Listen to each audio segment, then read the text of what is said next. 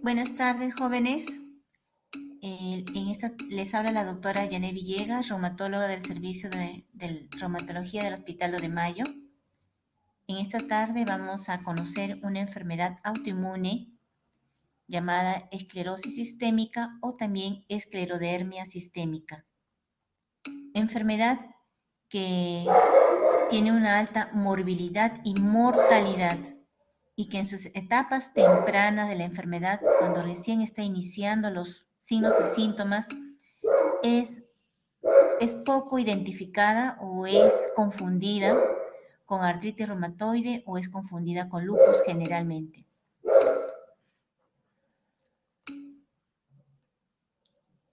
Bien, la esclerodermia sistémica es una enfermedad reumatológica autoinmune sistémica de naturaleza crónica.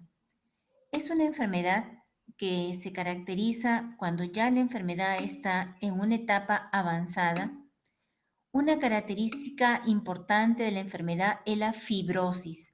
La palabra esclerodermia significa esclero, grueso, indurado, y la palabra dermia, piel, dermis. Es decir, se traduce una piel engrosada. Y sistémico, ¿por qué? Porque hay compromiso de órganos internos.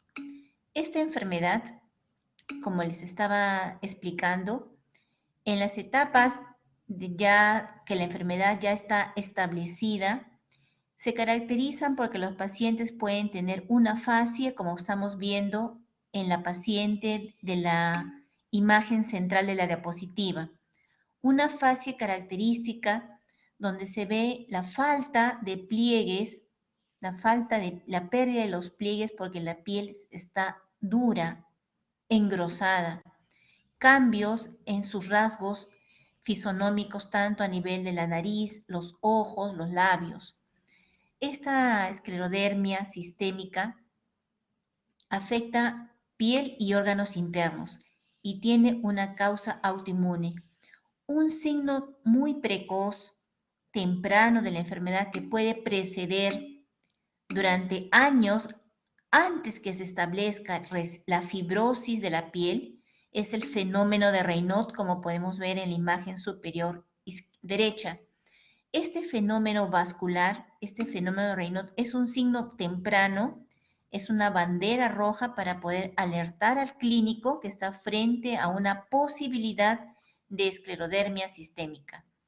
Desde el punto de vista histológico, los pacientes van a presentar en los tejidos afectados, riñón, corazón, vasos sanguíneos, piel, pulmón, aparato digestivo, vamos a encontrar un rasgo histológico importante llamada fibrosis, donde vemos depósitos de bandas de colágeno, depósitos amplios de colágeno que está a nivel de las capas de los vasos sanguíneos o en los tejidos, en el tejido conectivo. Este depósito anormal de colágeno es el que da la fibrosis en los órganos afectados.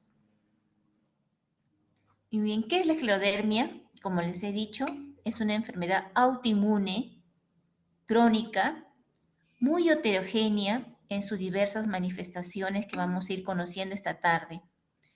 Esta enfermedad tiene 3 signos fisiopatológicos importantes: daño vascular, vasculopatía, afecta vasos pequeños.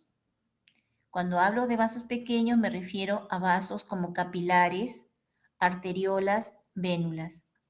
También afecta vasos medianos y vasos grandes.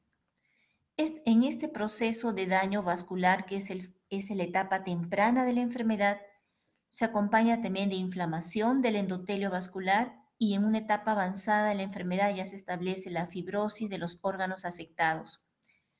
Como les mencioné en la diapositiva introductoria, se afecta piel, glándulas exocrinas, por ejemplo, las glándulas salivales, parótidas, la glándula de sublinguales, las glándulas submaxilares, y los pacientes van a presentar un síndrome de Sjögren secundario. La afectación del pulmón es una primera causa de mortalidad en los pacientes porque hacen la fibrosis pulmonar y la hipertensión arterial pulmonar como principales complicaciones pulmonares. A nivel cardíaco hay compromiso desde el pericardio hasta el endocardio y los pacientes pueden fallecer por insuficiencia cardíaca. A nivel gastrointestinal se produce una fibrosis y un endurecimiento del tubo digestivo desde la boca hasta el recto. Estos pacientes inician el signo más temprano del compromiso gastrointestinal es la disfagia,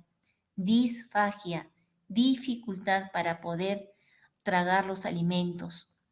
Dentro de las complicaciones renales por daño microvascular, estos pacientes suelen hacer la llamada crisis renal hipertensiva, que es una emergencia médica en la cual el paciente puede incluso llegar a la insuficiencia renal. Las manifestaciones musculoesqueléticas de la esclerodermia sistémica son principalmente artritis, artralgias, mialgias o dolores musculoesqueléticos generalizados. Es por eso que esta enfermedad en sus etapas iniciales es confundida con artritis reumatoide, porque el paciente puede iniciar con un cuadro de poliartritis y va al clínico y el clínico sospecha que es una artritis reumatoidea. También se puede ser confundida con lupus eritematoso sistémico si además de tener artritis el paciente comienza a tener compromiso cardíaco o compromiso gastrointestinal. Pero un dato muy importante, un signo muy importante que quiero que aprendan esta tarde es el fenómeno de Raynaud. Este proceso de vasoespasmo transitorio que ocurre a nivel de las arteriolas, de las manos, de las zonas acrales, puede ser en las manos, puede ser en los pies. Este signo es donde el clínico debe ser bastante minucioso e interrogar a un paciente, a todo paciente que consulte por dolores articulares, como artritis, artralgias, mialgias, siempre debemos investigar si ya está presente el fenómeno de Raynaud como un signo que precede al inicio de una esclerodermia sistémica. En cuanto a la epidemiología, esta enfermedad afecta tanto a hombres como a mujeres. Suele ser más frecuente a las edades entre los 40 a 50 años. También hay esclerodermia sistémica juvenil en menores de 17 años, pero es mucho menos frecuente. Generalmente afecta al 75% de las mujeres. En cuanto a sus datos de prevalencia e incidencia, estos datos son variables porque va a depender de dónde se ha hecho el estudio, el área geográfica del estudio. No es lo mismo la prevalencia en países de América del Sur, Argentina, Perú, Chile, como estudiar la prevalencia en países europeos o en Estados Unidos. Pues la mayoría de los datos que tenemos sobre esta enfermedad son datos de Estados Unidos o de Europa. Una prevalencia calculada aproximadamente de 150 casos por 1 millón de habitantes y tiene una incidencia baja anual de 18.7 casos por 1 millón de habitantes. Si ustedes investigan un poco más sobre la esclerodermia sistémica, van a ver que está dentro del grupo de las llamadas enfermedades huérfanas o raras. En realidad no es una enfermedad rara, es una enfermedad poco conocida, poco identificada y por eso está dentro del grupo de clasificación de las enfermedades raras, pero pienso de que esta enfermedad, si se estudia de una manera muy minuciosa, dejaría de ser una enfermedad de baja prevalencia. Si lo comparamos con el lupus eritematoso sistémico, como pueden ver en la diapositiva, el lupus eritematoso sistémico tiene mayor número de incidencia de casos, 25 casos por 100.000 habitantes, comparado a la incidencia de esclerosis sistémica, que es 18.7 casos por 1 millón de habitantes, y la prevalencia también es mayor en el lupus eritematoso sistémico. Con respecto a la raza, se describe que es una enfermedad que afecta más a la raza africana, pero ahí viene la observación. Como les menciono, jóvenes, esta información generalmente proviene de países extranjeros. esta enfermedad tiene una prevalencia, una incidencia también muy alta en la población mestiza. ¿Cuál es la fisiopatología? O sea, ¿qué mecanismos de daño son los que generan a la enfermedad? Lo que se conoce es que hay intervienen factores genéticos y factores ambientales. Dentro de los factores genéticos hay estudios ya publicados donde se ha hecho estudio del complejo mayor de histocompatibilidad en población con esclerodermia y se han encontrado múltiples genes, pero el gen más prevalente que pone en riesgo a una persona, a una población, a desarrollar esta enfermedad tiene que ver con el antígeno leucocitario humano de la clase 2, sobre todo los subtipos de RB1 1104 y de RB1 0501. Este es el complejo, este es el factor genético de mayor prevalencia en los estudios epidemiológicos que se han realizado en esta población. Pero no es el único factor genético. Hay otros genes diferentes al complejo mayor de histocompatibilidad que confieren el riesgo de poder hacer esclerodermia sistémica. Pero el mensaje de esta diapositiva, jóvenes, es que ustedes vean que el gen más frecuente relacionado y que confiere prácticamente un riesgo de 7 veces de hacer esclerosis sistémica está relacionado con los antígenos leucocitarios de la clase 2. Junto al factor genético, ya hay también determinado e investigado factores ambientales, que pueden ser de factores químicos, como la exposición a minerales como el sílice, sustancias como el cloruro de polivinilo, implante de silicona, parafina, exposición a aceites tóxicos, a pesticidas, aluminio, o mercurio, que pueden inducir, junto con el factor genético, el desarrollo de la enfermedad. También se ha identificado ciertos fármacos que pueden dar un riesgo a desarrollo de la enfermedad, como son la bleomicina, que es un fármaco que se emplea en el tratamiento de ciertas neoplasias, y fármacos como la carbidopa para enfermedades neurológicas, la pentazocina, que se emplea en algunas arritmias. También se ha identificado agentes infecciosos y principalmente en rojo les he puesto los que tienen mayor evidencia científica, como es el citomegalovirus. Se ha encontrado en la sangre de los pacientes con esclerosis sistémica en estudios europeos material antigénico del citomegalovirus. Lo que está en rojo son los que tienen mayor evidencia científica de su asociación con esclerodermia sistémica. Entonces, para que una persona desarrolle la enfermedad, tiene que tener un factor genético que le dé la susceptibilidad y también haberse expuesto a uno de estos factores ambientales. Pero esto es lo que se conoce desde el punto de vista de investigación. Muchas personas con que hacen esclerosis sistémica no han estado expuestos a ninguno de estos agentes ambientales y hacen la enfermedad. Es decir, falta mucho más por conocer sobre la etiología de esclerosis sistémica. Esta enfermedad se caracteriza por sus mecanismos fisiopatológicos en esta siguiente triada. El daño vascular. Tiene que haber un daño inmunológico a nivel del endotelio vascular.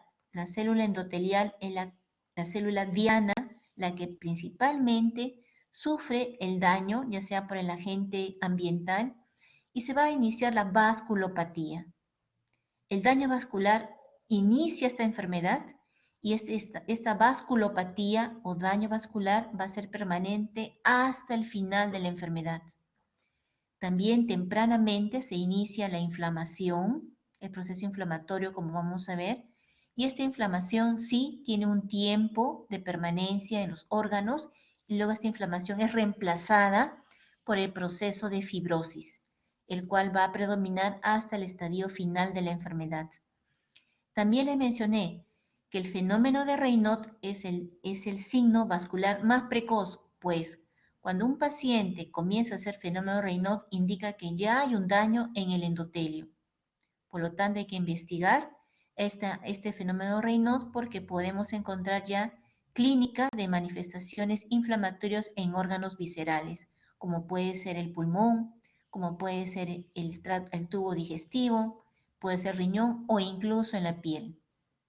Entonces no olviden esta triada de daño vascular permanente y es el primer fenómeno fisiopatológico que inicia la enfermedad, el proceso inflamatorio y la fibrosis en la etapa ya tardía de la enfermedad.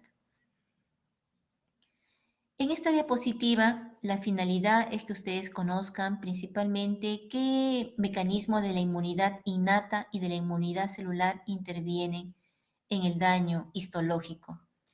Bien, ya les he mencionado que la lesión primaria está en las células endoteliales, hay una activación aberrante, una activación patológica del endotelio vascular, y ustedes deben recordar que las células endoteliales que están tapizando la cara interna de todos los vasos sanguíneos, producen, las células endoteliales producen moléculas que son vasodilatadoras como las prostaciclinas y producen también moléculas vasoconstrictoras como es la endotelina 1, como es tromboxano.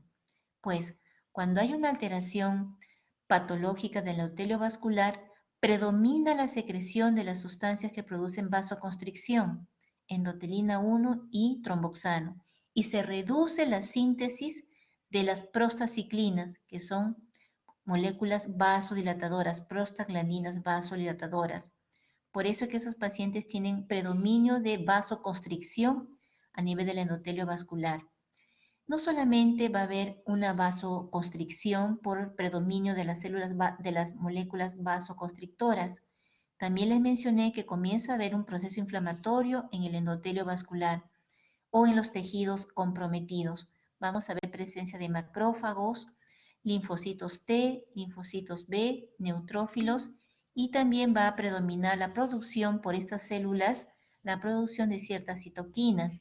Por ejemplo, el factor de crecimiento transformante beta es una citoquina profibrótica, es decir, es una citoquina que favorece el proceso de colágeno, de depósito de colágeno en los tejidos, por eso se le llama, es una citoquina profibrótica, al igual que el factor de crecimiento del tejido conectivo, al igual que la interleuquina 6, que también se le ha encontrado un rol profibrótico.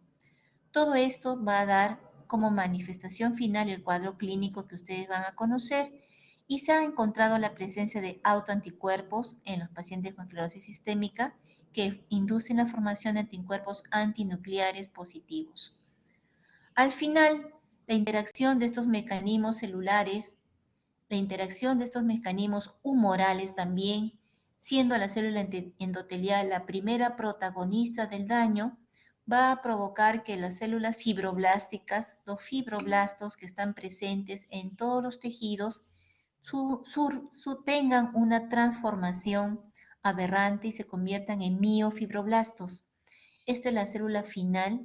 El miofibroblasto es una célula que produce en cantidades patológicas exuberante cantidad de colágeno que se deposita en la matriz extracelular de todos los tejidos, produciendo la fibrosis, la vasculopatía, agravando la vasculopatía, el remodelado del tejido y la pérdida de la funcionalidad de muchos órganos.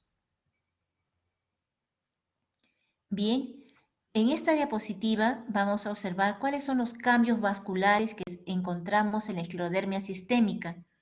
Donde está el puntero vemos en hematocilina y eosina como es la luz de una arteriola. Aquí estamos observando en la letra A y en la letra B. En la letra A estamos viendo una luz amplia de una arteriola, su capa íntima, su capa media, muy bien. Y en el corte estamos viendo también a una arteriola en un corte transversal, a una vénula, es una vénula principalmente con una luz amplia y unas paredes delgadas. Esta característica de paredes delgadas, téngalo presente en un vaso sanguíneo normal. Si lo comparamos con un vaso sanguíneo de un paciente con esclerodermia, miren la gran diferencia.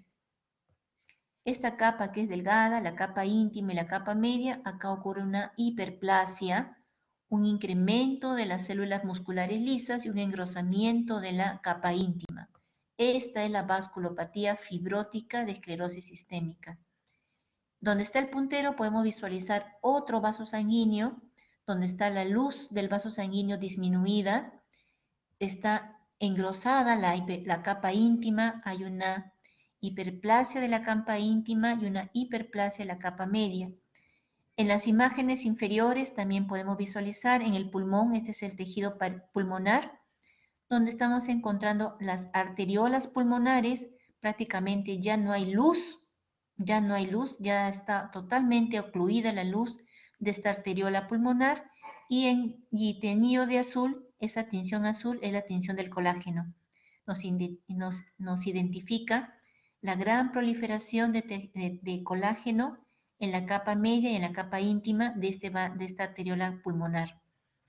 Bien, estos son los cambios histopatológicos vasculares, una vasculopatía proliferativa oclusiva o también se le llama vasculopatía fibrótica. Muy bien, luego de haber conversado sobre la fisiopatología y los cambios histopatológicos, vamos a conocer el cuadro clínico de la enfermedad. Primeramente vamos a identificar la clasificación de esclerosis sistémica.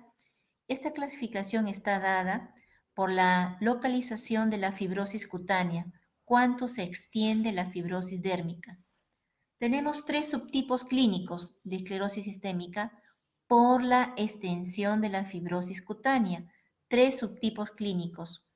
Tenemos la esclerodermia sistémica cutáneo limitada, donde pueden ver en la imagen donde está el puntero, lo que está teñido de morado identifica la localización de la fibrosis dérmica.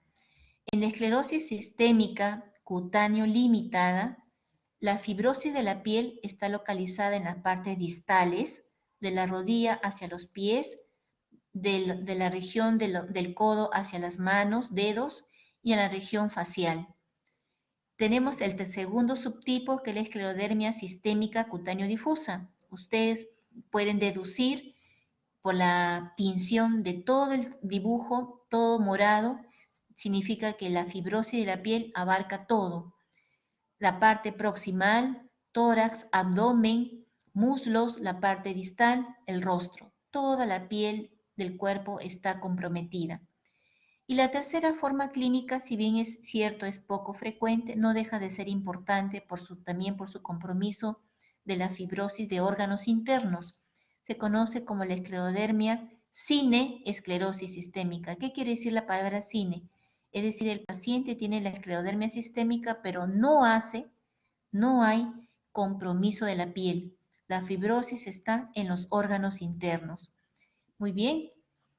Entonces, estos tres subtipos clínicos son importantes conocerlos, porque es el médico el llamado a identificar a qué subtipo está evaluando al paciente.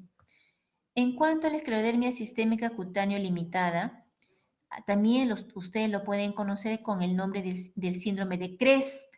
CREST significa calcinosis, la C de calcinosis, la R de Raynaud, la E de esclerodactilia, la S de disfagia y la T de telangiectasias, ¿no? Es una manera abreviada para poder recordar una forma clínica de la esclerosis sistémica cutáneo limitada.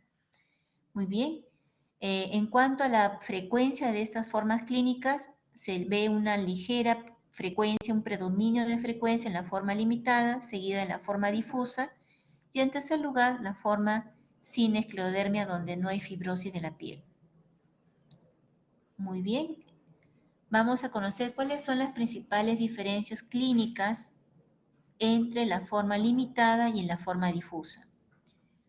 En cuanto a la extensión de la piel, ya les he explicado. En cuanto a los anticuerpos, aquí hay una gran diferencia y por eso les he puesto en rojo. Les he dicho que esta enfermedad es de naturaleza autoinmune. Los pacientes presentan anticuerpos antinucleares.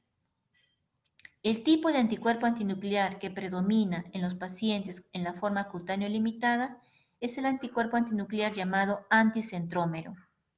Este anticuerpo antinuclear anticentrómero es altamente frecuente encontrar en los pacientes con la forma cutáneo limitada. En cambio, en la cutáneo difusa es más frecuente encontrar el anticuerpo antitopoisomerasa tipo 1 o también lo van a encontrar en la literatura como anti-SL70. Este es el anticuerpo antinuclear que predomina en la forma difusa. No son los únicos, pero son los que son más conocidos como anticuerpos específicos de la enfermedad. El curso clínico de la forma limitada suele ser progresivo. En cambio, el curso clínico de la forma difusa la enfermedad suele progresar más rápidamente. El fenómeno de Raynaud, que es el signo bandera, es el signo cardinal que está presente en las tres formas clínicas de la esclerosis sistémica, en las tres. En la esclerosis sistémica cutáneo limitada, el Raynaud puede estar durante años, 5, 10, 15 años precediendo el inicio de la fibrosis. En cambio, si el paciente va a hacer la forma difusa, el tiempo de evolución entre el fenómeno de Raynaud y el inicio de la fibrosis de la piel generalmente es más breve, de 1 año a menos de evolución. En cuanto al compromiso de algunos órganos, en cuanto al compromiso del pulmón, la enfermedad pulmonar intersticial y la hipertensión pulmonar, que son dos compromisos de alta mortalidad en esta enfermedad, vean cómo es su distribución. La enfermedad pulmonar intersticial generalmente se desarrolla con mayor frecuencia en la forma difusa. En cuanto a la hipertensión pulmonar, se ve que la prevalencia de esta enfermedad es bastante similar, tanto en la forma limitada como en la forma difusa. 8% en la forma limitada a un 6%. Hay bastante cercanía en estos valores. La crisis renal, que es una emergencia médica en esta enfermedad, donde el paciente hace una hipertensión no controlada y puede terminar en una insuficiencia renal. Es más frecuente, si me siguen con el puntero, pueden ver que esta complicación renal es más frecuente que se dé en los pacientes que tienen la forma cutáneo difusa. El pronóstico, el hecho de tener esclerodermia sistémica ya es un factor de mal pronóstico para cualquier paciente que se le haga este diagnóstico. Pues bien, el pronóstico en la forma de la esclerosis sistémica cutánea limitada principalmente va a estar dado por la hipertensión pulmonar. En la forma difusa, el pronóstico principalmente va a estar dado por la enfermedad pulmonar intersticial y por el compromiso cardíaco. Bien, les he preparado estas imágenes para que conozcan algunas manifestaciones de la forma limitada. Esta es una paciente del servicio donde podemos ver los cambios de la piel. Un signo clínico bastante llamativo es la poca apertura de la boca, ¿no? Esto es lo que se conoce como microstomía debido a la induración de los labios, de la piel periorbitario, el paciente se reduce la apertura de su boca. La esclerodactilia. La esclerodactilia es cuando la fibrosis, como pueden visualizar, la fibrosis endurece la piel de los dedos y los pacientes van perdiendo sus pliegues digitales. Esta fibrosis también se localiza en las manos y es en las manos donde nosotros, los clínicos, vamos a buscar primero la enfermedad, palpando la elasticidad de la piel. Vemos si la piel es elástica o la piel ya está endurándose.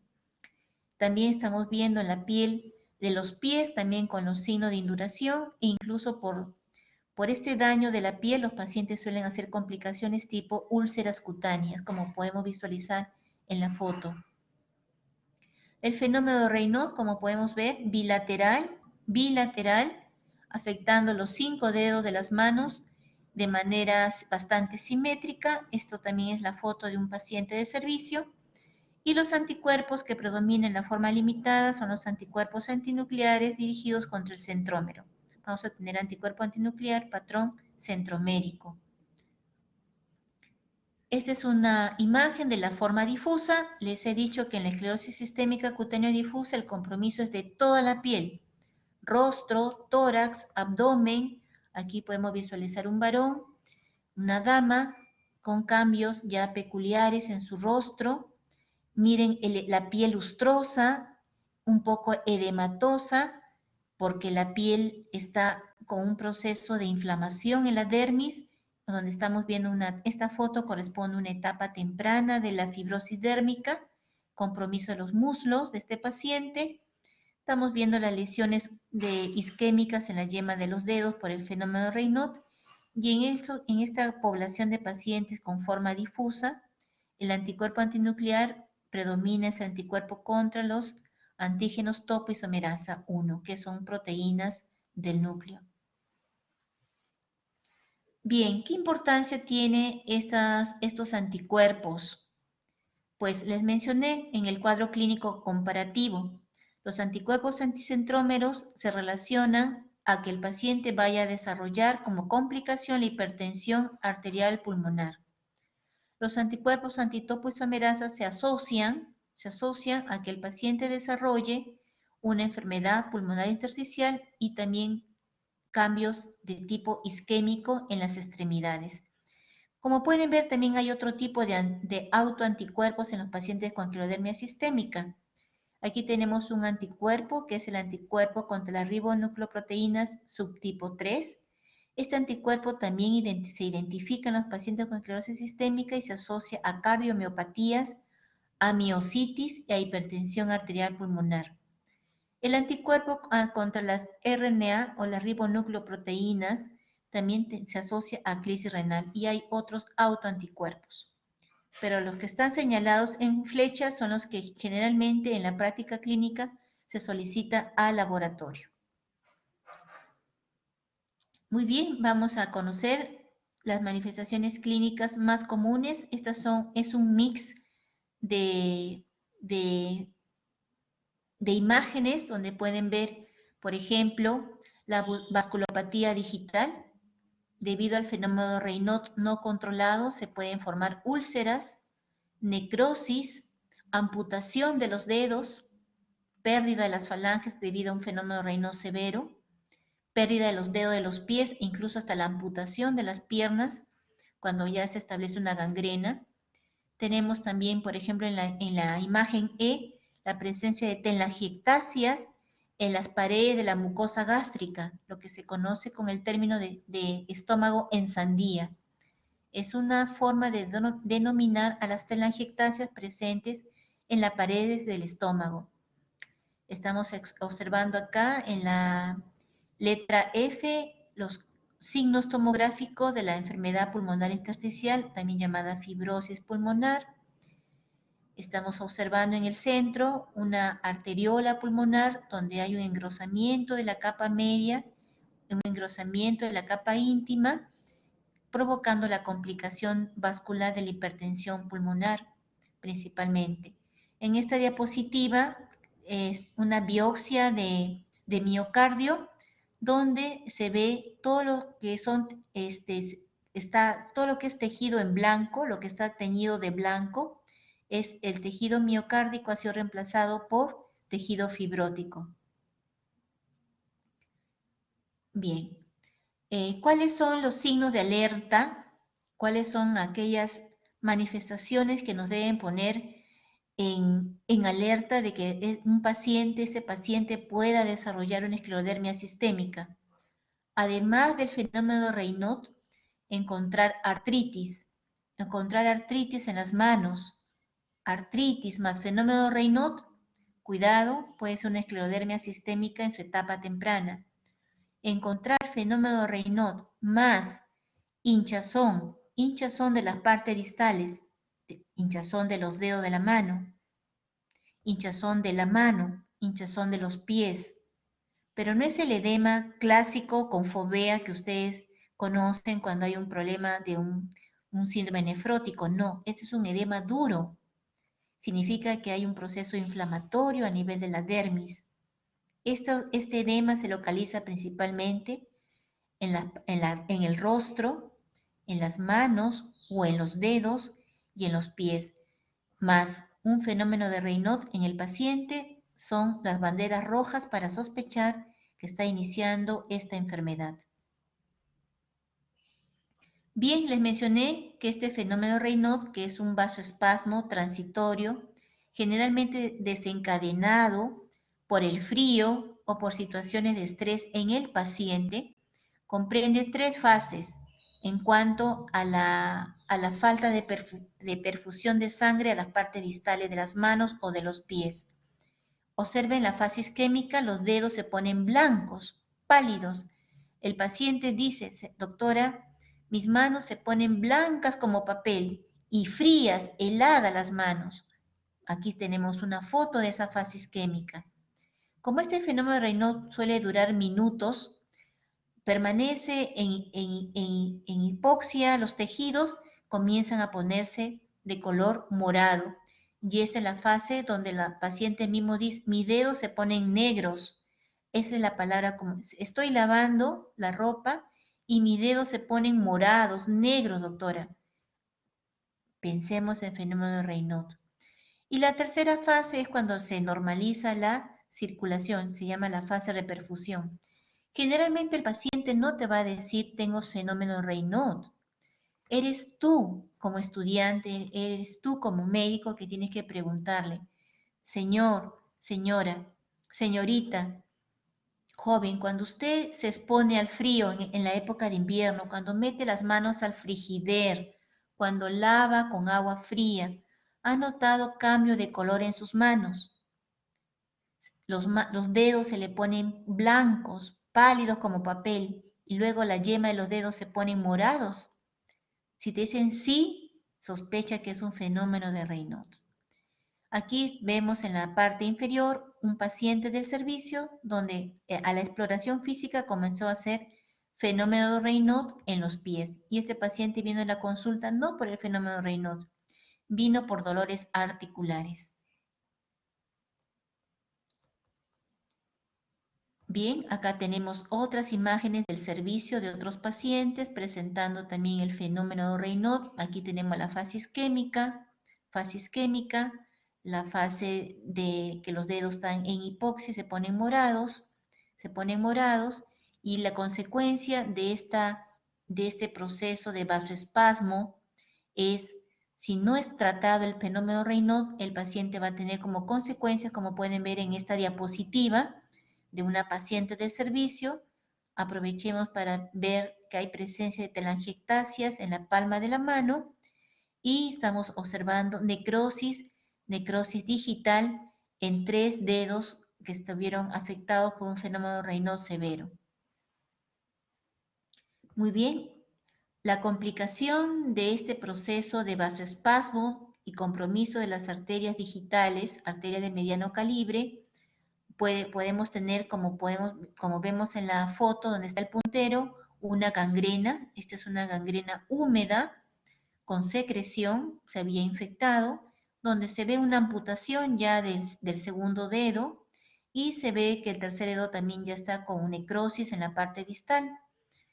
Este es un caso de un paciente con un fenómeno de Raynaud no controlado. Es la foto de la paciente que les presenté.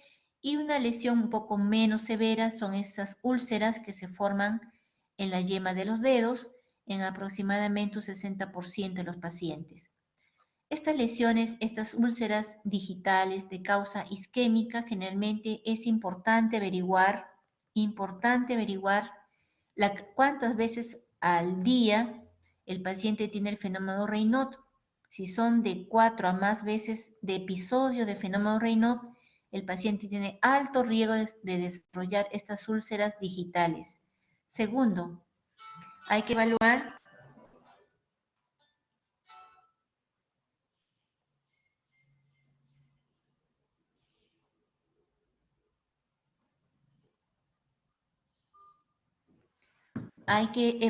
también si se acompaña de dolor. El dolor suele ser bastante intenso y para eso tenemos la escala visual análoga para poder evaluar la intensidad del dolor y preguntar al paciente cómo estas úlceras están afectando sus actividades diarias. Con estos datos podemos evaluar la severidad de estas úlceras isquémicas digitales. Aquí hay un procedimiento bastante útil para evaluar los capilares. Se llama la capilaroscopía. Este examen sencillo, fácil de realizar en el consultorio teniendo un video capilaroscopio, permite evaluar, como pueden ver en la imagen, los capilares periunguiales. Estos capilares periunguiales nos permite identificar en un paciente con fenómeno de Raynaud. ¿Cuál es la regla que se aplica? Todo paciente con fenómeno de Raynaud debe ser sometido a este estudio de capilaroscopía. Vamos a conocer cómo son sus capilares.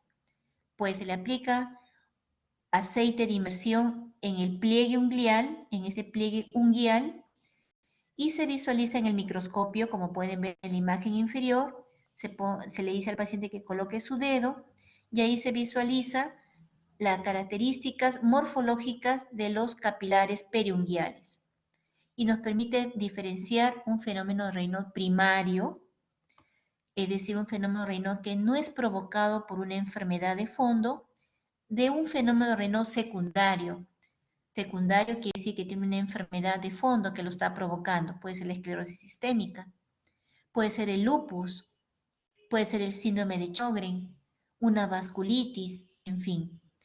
¿Cómo son los capilares en el fenómeno Raynaud primario? Los capilares, como pueden ver en la imagen, son capilares de distribución bastante simétrica en su tamaño, en su morfología.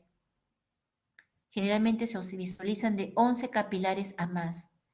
Estos son una capilaroscopía sin alteración de los capilares. Este paciente tiene un fenómeno de Raynaud primario. Pero ¿qué pasa si encontramos en la capilaroscopía hay menos cantidad de capilares? Hay capilares, como podemos visualizar con el puntero, capilares grandes, se llaman megacapilares, o encontramos microhemorragias. Esa sería una capilaroscopía sospechosa que el paciente tiene un fenómeno de Raynaud secundario.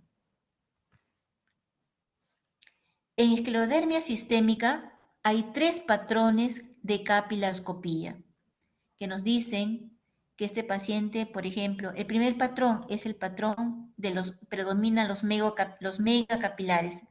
Se identifica en la flecha, están viendo que en la flecha está señalando un capilar gigante. Varios capilares gigantes se ven en este examen del paciente. Esto corresponde a una fase temprana de esclerosis sistémica. Muy bien, la enfermedad sigue su curso y si hacemos este estudio de capilares cuando la enfermedad ya tiene un buen tiempo de evolución, podemos encontrar ausencia de capilares como pueden visualizar. Si lo comparamos con la primera imagen, hay pérdidas de capilares, sigue habiendo uno que otro capilar gigante y también hay muchas microhemorragias. En fases ya muy avanzadas de la enfermedad, hay una total desorganización en la arquitectura de los capilares. Ya no hay capilares grandes, gigantes, tampoco hay microhemorragias, pero hay bastante ausencia de capilares, extensas áreas avasculares, que nos habla de una enfermedad de larga evolución. Estos son los 3 patrones capilaroscópicos que se estudian en los pacientes con esclerosis sistémica.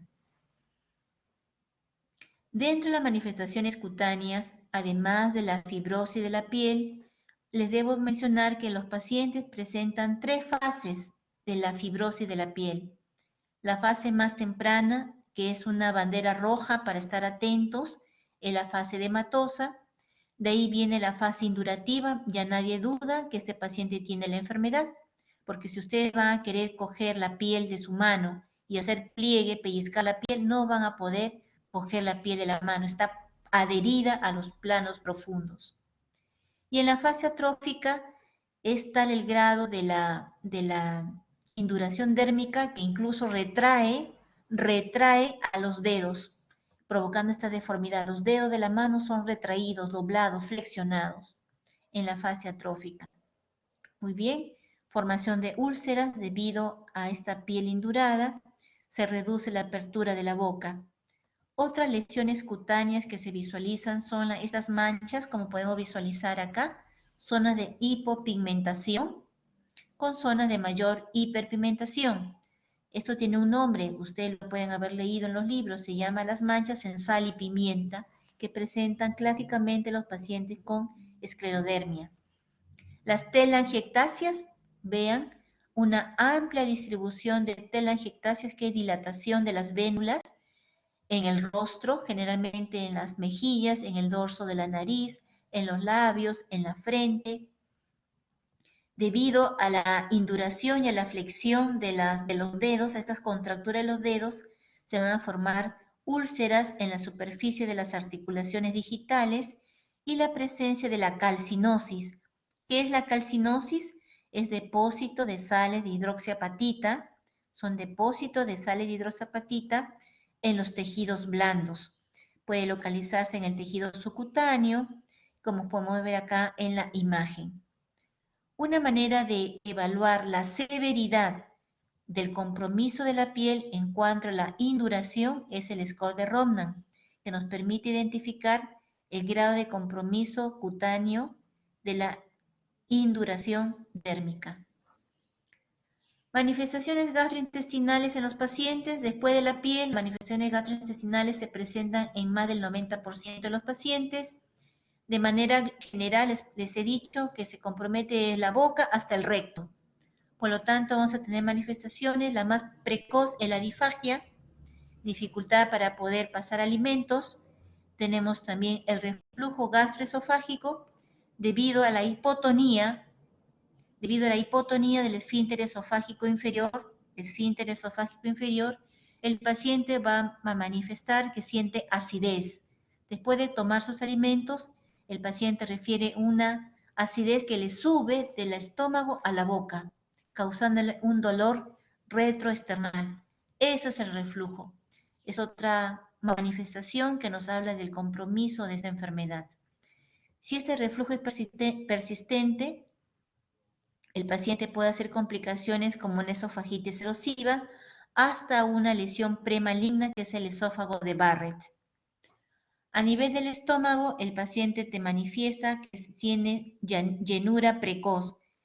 Debido a la rigidez de las paredes del estómago, con poca cantidad de alimento ya el paciente se siente lleno. Hay lentitud en el pasaje del bolo alimenticio hacia el tubo digestivo. Eso se conoce como gastroparesia. Les mencioné también que las telangiectasias se pueden localizar en las paredes del estómago. Y si las telangiectasias se rompen, van a sangrar y el paciente puede tener una hemorragia digestiva alta con melena. También los pacientes por el uso de medicamentos pueden hacer gastritis medicamentosa. A nivel del intestino delgado, la principal complicación del intestino delgado es la pseudo-obstrucción intestinal.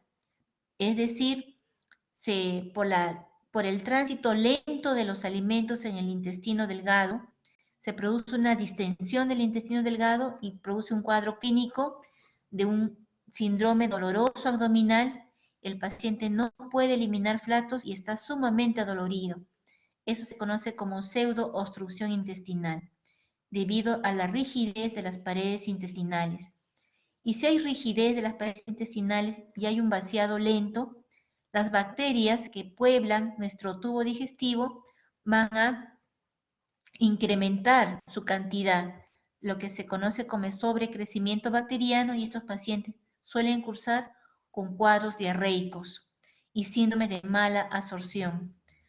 Y otras manifestaciones más. Y a nivel del tubo digestivo bajo, el intestino grueso, principalmente vamos a tener el estreñimiento debido a la falta de motilidad del intestino, y también podemos tener hasta incontinencia de los esfínteres anales, ¿no? Y el paciente se le pierde las heces sin necesidad de que el paciente tenga necesidad de defecar.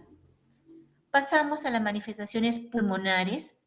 Son dos las principales, no son las únicas, pero son las más importantes que se debe conocer: la enfermedad intersticial y la hipertensión arterial pulmonar. En cuanto a la clínica, la enfermedad intersticial, cuando ya la enfermedad está comprometiendo más del 20% del pulmón, el paciente va a presentar tos y una disnea. El paciente puede estar asintomático un buen tiempo y luego presenta una disnea al ejercicio, es decir, una disnea, por ejemplo, cuando va al mercado, una disnea cuando sube escaleras, hasta ya tener una disnea incluso al reposo, ¿no? Ya estadios avanzados, el paciente está postrado en cama, porque el hecho de levantarse de la cama le causa sensación de falta de aire. ya son los casos de la fibrosis compromete todo el pulmón. Al examen clínico vamos a encontrar unos rales, unos crépitos a la inspiración llamados velcros que comprometen ambos campos pulmonares. Existen pruebas de función pulmonar, pruebas que nos permiten evaluar la distensión del pulmón, como es la capacidad pulmonar total, la capacidad vital forzada, y pruebas también que evalúan el intercambio gaseoso, que es la prueba de difusión del monóxido de carbono, el DELCO. Cuando estos valores están en un rango menor del 80%, hablamos que hay signos ya de enfermedad pulmonar intersticial. La tomografía es un estudio de imagen bastante importante y es prácticamente el estudio de imágenes gold estándar para poder establecer el tipo de compromiso intersticial que tiene el paciente. Desde el punto de vista tomográfico, una enfermedad pulmonar intersticial se va a visualizar en forma de vidrio opaco, vidrio esmerilado.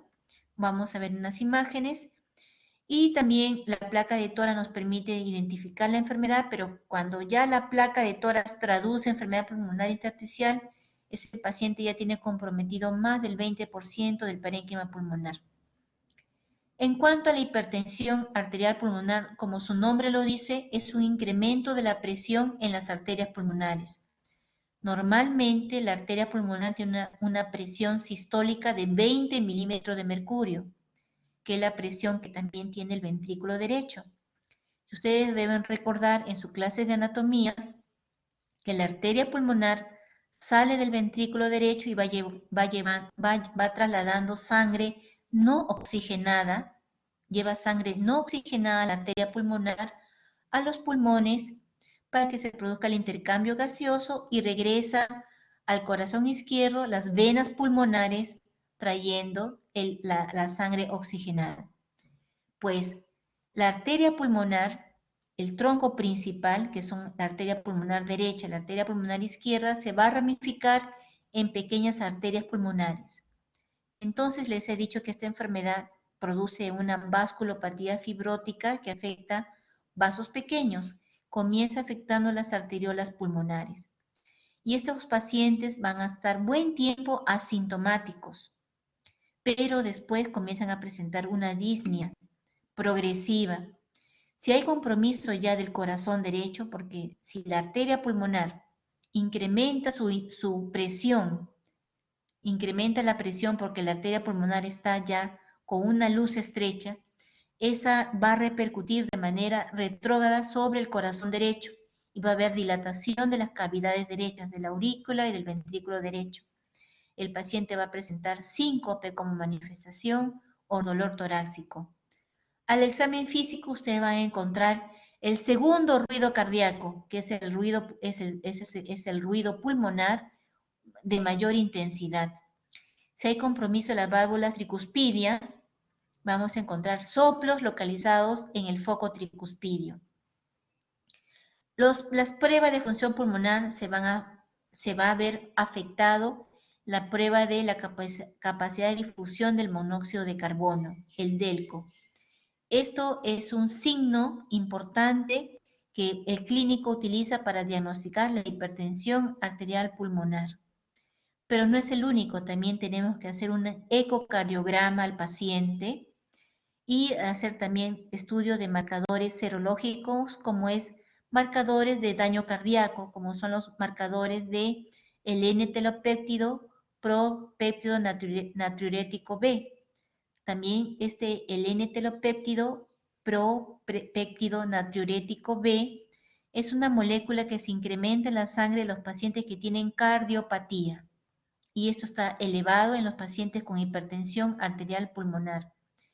En la tomografía vamos a ver una arteria pulmonar dilatada y en la placa y el parénquima pulmonar va a estar normal porque ese es un problema vascular.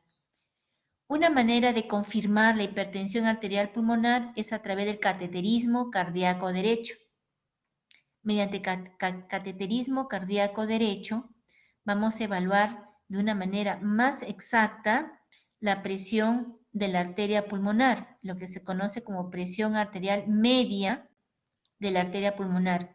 Encontrar valores de 21 a más en el cateterismo cardíaco derecho ya define el diagnóstico de hipertensión arterial pulmonar.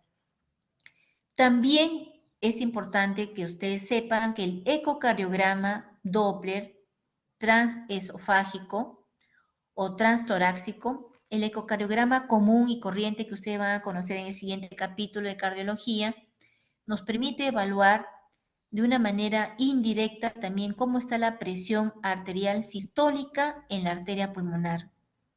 Y se define que hay hipertensión pulmonar por ecocardiograma cuando la presión sistólica está en valores de 36 milímetros de mercurio a más.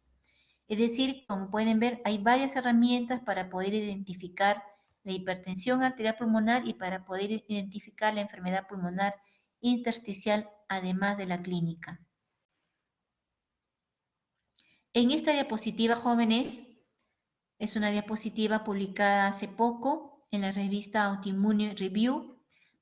Es un estudio sobre la prevalencia y la incidencia de hipertensión arterial pulmonar en esclerosis sistémica. Es un estudio que se ha realizado tipo metaanálisis y se puede encontrar en este estudio que la prevalencia de esclerodermia sistémica, la prevalencia de esta complicación pulmonar, la hipertensión arterial pulmonar, tanto en la forma limitada como en la forma difusa, tiene una prevalencia bastante similar, 7.7% para la forma limitada a 6.3% en la forma difusa. El segundo hallazgo de este estudio clínico es lo siguiente. Miren, en cuanto a la incidencia de hipertensión arterial pulmonar en la forma limitada. Miren, en la línea horizontal están los años, estos son los años, el siglo XX, en los años 1950, 1960, y estamos acá en el 2020. Pues bien, podemos ver que hay una tendencia a cada vez menor identificar la hipertensión arterial pulmonar en los pacientes con forma difusa, con forma limitada. Pero en esta imagen donde está el puntero es la incidencia de hipertensión arterial pulmonar en la forma difusa. Vemos que antes era muy poco el diagnóstico de esta complicación vascular pulmonar, pero conforme fue avanzando los años, actualmente es mayor, más precozmente se detecta la hipertensión arterial pulmonar. Es por eso que la incidencia está casi parecida a la forma limitada. En resumen, esta diapositiva nos dice que la prevalencia y la incidencia de esta complicación vascular pulmonar es bastante similar en las dos formas clínicas de esclerodermia sistémica y que cada vez, debido a las herramientas de diagnóstico, se detecta más precozmente esta complicación. ¿Cómo afecta, por ejemplo, la hipertensión arterial pulmonar? ¿Cómo afecta la sobrevida del paciente? En este registro REVEAL, es un registro de pacientes con esclerosis sistémica hecho en Estados Unidos, que permite identificar lo siguiente. Este es un estudio realizado en 3 años. Paciente con el diagnóstico de hipertensión arterial pulmonar se le hace un seguimiento durante 3 años. Muy bien. Y en la línea, tenemos en la línea vertical la sobrevida, la expectativa de vida en el tiempo teniendo esta complicación vascular. La línea roja son los pacientes con esclerodermia sistémica y la línea azul son pacientes que tienen también hipertensión arterial pulmonar, pero asociada a otras enfermedades. Puede ser pacientes con lupus, con Sjögren, con artritis reumatoidea, pero no son pacientes con esclerodermia sistémica. Esta curva se llama la curva de Kaplan-Meier desde el punto de vista estadístico. Pues, ¿qué vemos en esta diapositiva? El seguimiento que se le hizo a estos pacientes durante 36 meses, 3 años. Los pacientes con esclerodermia sistémica, miren, partiendo de un 90% de sobrevida al momento del diagnóstico de la hipertensión. En 3 años, más del 50% de los pacientes fallecieron en los primeros 3 años del diagnóstico de hipertensión arterial pulmonar. quiere decir que esta complicación tiene una alta mortalidad, más del 50% en los 3 primeros años de haber identificado esta complicación. Esta alta mortalidad es mayor si lo comparamos con pacientes que tienen hipertensión arterial pulmonar no relacionada a esclerodermia. Su sobrevida a los 3 años en la otra población alrededor del 76%. Por lo tanto, esta diapositiva da como mensaje que hay que hacer una detección temprana de esta complicación vascular pulmonar. Acá tenemos imágenes tomográficas de la enfermedad pulmonar intersticial. Esta tomografía ustedes pueden comparar donde está el puntero, donde se ve el parénquima pulmonar de una tinción negra, y vemos el parénquima pulmonar donde está la enfermedad pulmonar intersticial localizándose, que se ve como un vidrio opaco, ¿no? Está de un color blanquecino. Este es el llamado vidrio esmerilado. En esta tomografía del lado derecho estamos viendo cambios diferentes a lo que vemos el patrón del lado izquierdo. Se ven como panales, como cavidades, como si fueran cavidades quísticas, y esto se le llama patrón en panal de abeja.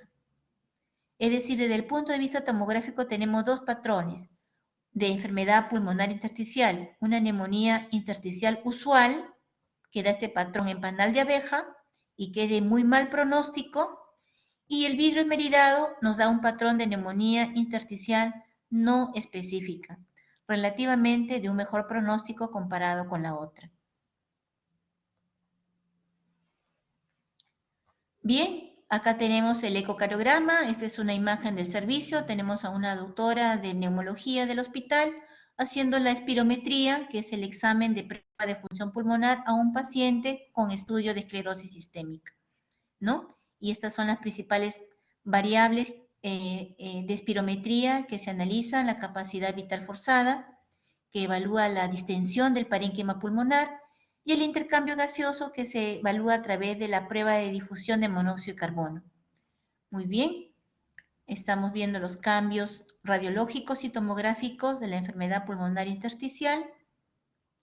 Y en este caso clínico, este es un paciente también del servicio, varón, que tiene la esclerosis sistémica. Pueden ver ustedes el fenómeno Raynaud, son las manos del paciente. Podemos ver también cambio de la esclerodermia a nivel de la piel. Y en su placa de tórax de este paciente podemos ver ya un infiltrado que compromete ambas bases, prácticamente ya los 2/3 de las bases, de los 2/3 inferiores del pulmón. Y en la tomografía se encuentra un vidrio esmerilado.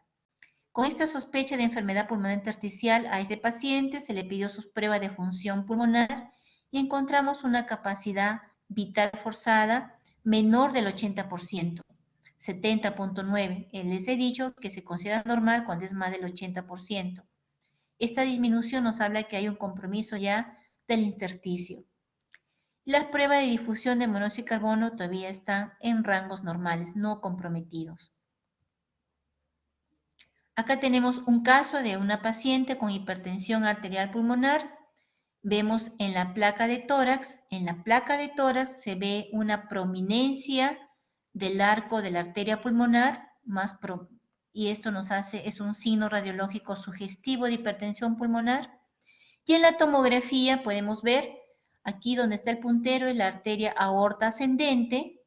Miren el diámetro de la arteria aorta ascendente, donde está el puntero, la manito, comparado al diámetro de la arteria pulmonar. Normalmente la arteria pulmonar tiene menor diámetro que la arteria aorta ascendente. Acá se invierte esa dimensión. Signo tomográfico de que esta paciente tiene hipertensión arterial pulmonar. Muy bien, se le hizo su capilaroscopía al paciente y se encontró un patrón activo de esclerosis sistémica. Y miren, tiene sus anticuerpos antinucleares, patrón centromédico, ¿no? Esta paciente tiene una esclerosis sistémica cutáneo limitada. Sometimos a la paciente a un ecocardiograma. Les he dicho que la hipertensión arterial pulmonar se tiene que diagnosticar en base a ciertas herramientas: la prueba de función pulmonar, el ecocardiograma para evaluar si hay cavidades dilatadas derechas, y efectivamente donde está el puntero, ya hay un crecimiento del ventrículo y de la aurícula derecha. Y miren su presión arterial sistólica pulmonar en 45 milímetros de mercurio. Les he dicho que el valor normal es de 36 a menos. Ya tiene una hipertensión moderada esta paciente. Su intercambio gaseoso está comprometido, que es un signo de hipertensión pulmonar. El DELCO está en 55%. Y a esta paciente se le pidió el dosaje de este marcador serológico de daño cardíaco, el propéptido natriurético terminal, ProNB, y estaba en valores de 13.662.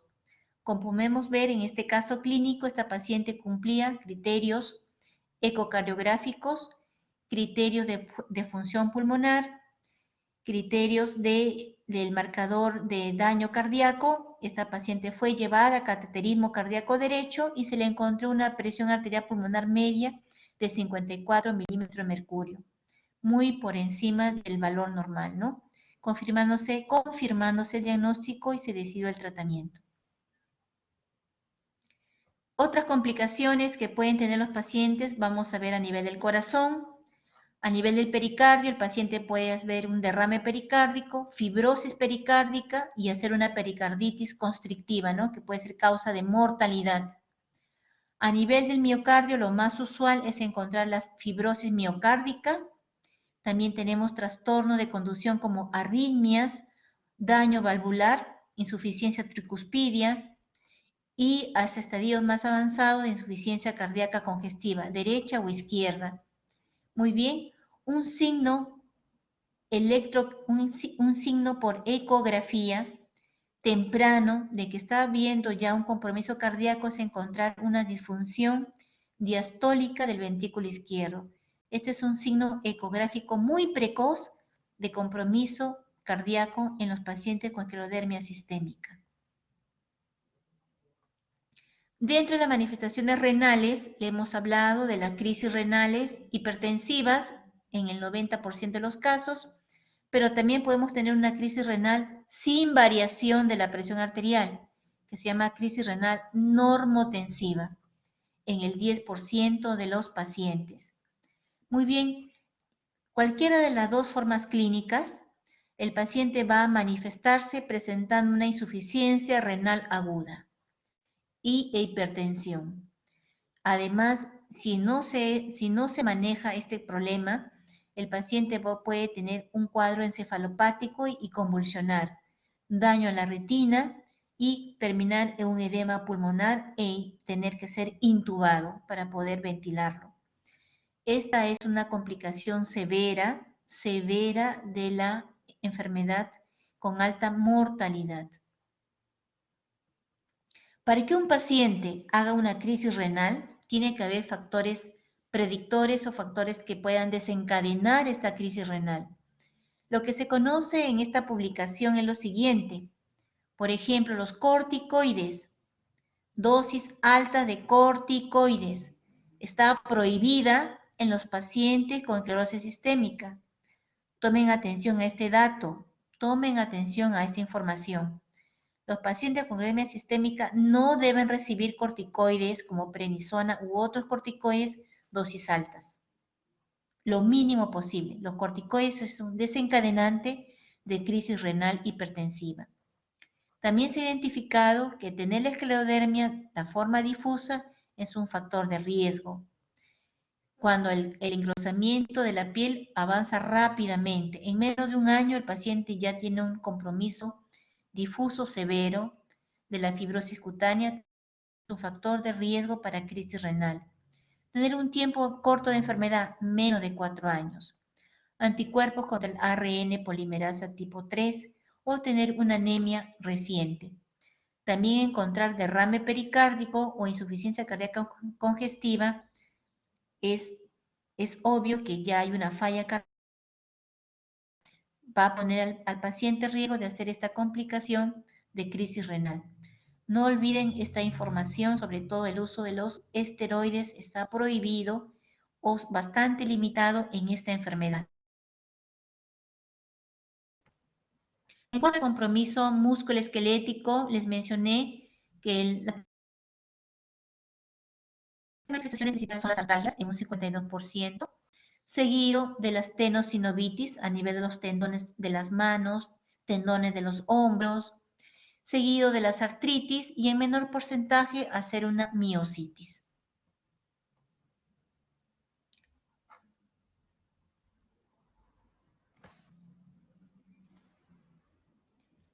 Bien, ¿alguna pregunta, jóvenes? ¿Hasta acá? ¿Alguna pregunta, alguna duda? ¿Alguien quiera dar alguna aportación? Sí, Bélgica. Sí, doctora, buenas tardes. Disculpe, ¿las artritis son Buenas tardes. simétricas, asimétricas y qué tipo de articulaciones comprende? Si son pequeñas, medianas, grandes. Muy buena pregunta. Mira, las artritis pueden ser simétricas y afectar articulaciones pequeñas, medianas y grandes. Por eso es que esta enfermedad en sus etapas iniciales, si es que el paciente solo viene con poliartritis, se le diagnostica erróneamente como artritis reumatoidea. Afecta articulaciones pequeñas, medianas o articulaciones grandes, pero predominan articulaciones pequeñas, manos, muñecas, pies, articulaciones medianas, rodillas, tobillos, codos. Tenosinovitis, principalmente a nivel de hombros. Es muy buena tu pregunta. Gracias, ¿Otra doctora. consulta? Bien, ¿otra consulta?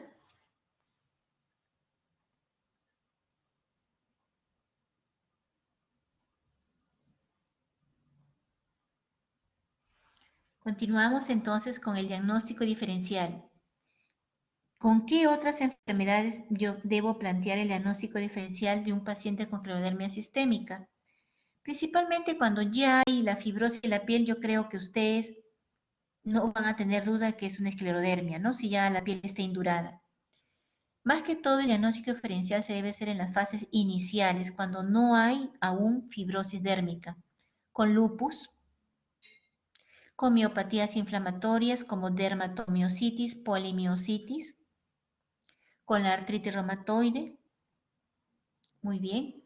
También se puede hacer diagnóstico diferencial con enfermedades que solamente afectan de manera primaria a ciertos órganos, como es la fibrosis pulmonar idiopática, como es la hipertensión pulmonar idiopática, como es la cirrosis biliar primaria. Esta cirrosis biliar primaria es una enfermedad autoinmune de las vías digestivas, pero los pacientes pueden presentar fenómeno de Raynaud, pueden presentar también esclerodactilia y nos confunde en un inicio como si fuese una esclerosis sistémica. O enfermedades que no son esclerodermia, pero producen fibrosis cutánea, como la esclerosis diabética, síndromes paraneoplásicos, o tenemos una forma de esclerodermia que se llama esclerodermia localizada, generalizada, que no afecta órganos internos como es la morfea generalizada. Lo importante, jóvenes, es que ustedes busquen de manera intencionada en todo paciente que viene con fenómeno de Raynaud. Ese es el punto de partida para investigar esta enfermedad. Fenómeno de Raynaud. Investiguen manifestaciones de disfagia, reflujo, manifestaciones de disnea. Examinen detalladamente la piel buscando telangiectasias, buscando calcinosis, lesiones isquémicas, todo lo cual les puede orientar a que están frente a una esclerodermia sistémica. Vamos a hablar de los criterios de clasificación y de las pruebas de ayuda diagnóstica en la parte de laboratorio. Bien, esta enfermedad ha pasado por varios criterios, revisiones de criterios de clasificación. Acá les he puesto los criterios de clasificación del año 1980 y les he puesto con la intención de que, por favor, estos criterios ya no se utilicen cuando analicen sus casos en los conversatorios o en los seminarios. He visto que algunos alumnos todavía siguen revisando literatura y empleando estos criterios de clasificación del año 80 que ya dejaron de usarse. En estos criterios de clasificación del año 80 dados por la Asociación Americana de Reumatología, se diagnosticaba esclerodermia jóvenes si toman atención, se diagnosticaba esclerodermia cuando ya la enfermedad estaba avanzada, miren. Ya había fibrosis de la piel a nivel del dorso de la mano, ¿no? Eso se llama esclerosis proximal. Ya había compromiso a nivel de la piel proximal a las metacarpofalángicas. O ya había esclerodactilia, ya había lesiones isquémicas en la yema de los dedos y ya había fibrosis pulmonar. Y yo les he dicho que estas manifestaciones ya son de una enfermedad establecida. ¿Qué limitación tenía estos criterios del año 1980? No estaban incluidos los pacientes cuando estaban recién empezando la enfermedad, la fase temprana, los signos de alarma, ahí los signos de alerta que les he dicho. No están incluidos los pacientes con Raynaud, no están incluidos los pacientes con telangiectasias, no están incluidos los pacientes con hipertensión arterial pulmonar, muy bien, no están incluidos los pacientes con manos edematosas, ¿no?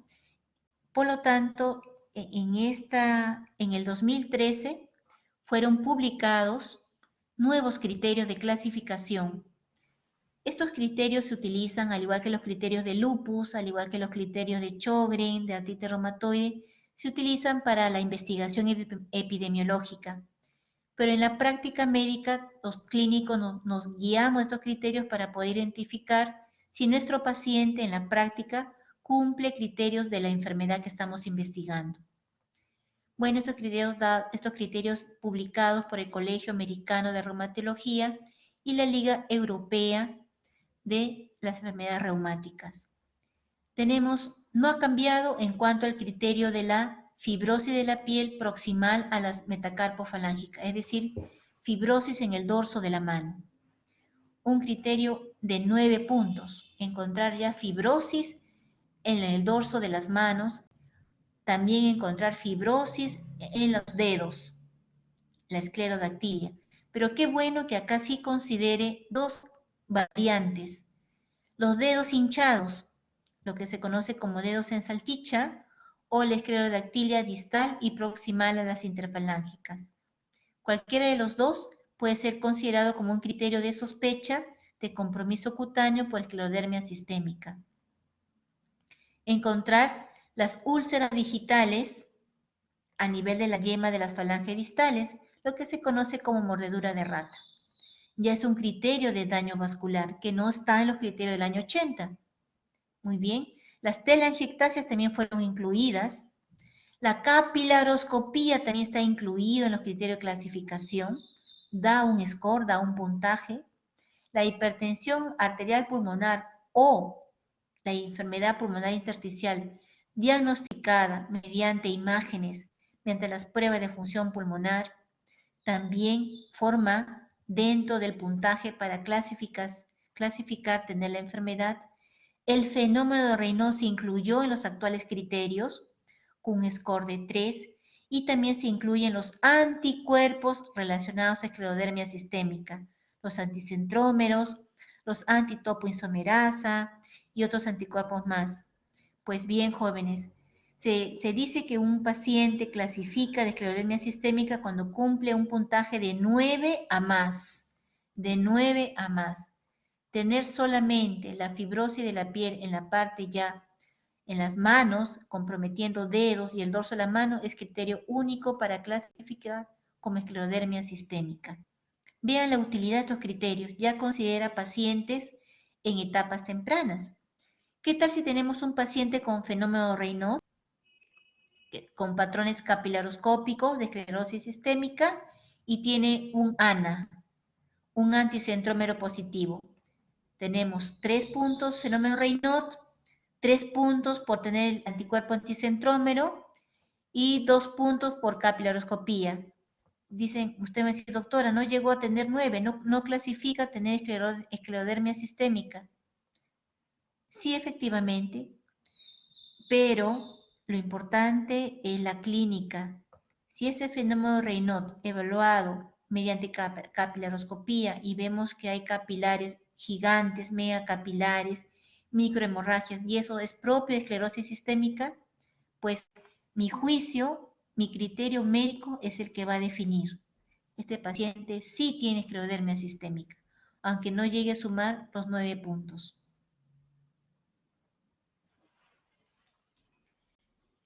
Esto para recordar la asociación entre los autoanticuerpos y la clínica. Lo que quiero que no se olviden es principalmente los 3 anticuerpos subrayados en amarillo, el anticetrómero. Les he dicho que está en la forma limitada, se relaciona a la hipertensión arterial pulmonar, la isquemia digital severa. Los anticuerpos contra la ribonucleoproteína subtipo U3 se encuentra en la forma difusa y también se relaciona con hipertensión arterial pulmonar y compromiso cardíaco. Y la antitopoisomerasa, o también llamado anti-CD70, se encuentra en los pacientes que tienen la forma difusa y se asocia a la enfermedad pulmonar intersticial principalmente. A ver, ¿cuál es el pronóstico de estos pacientes?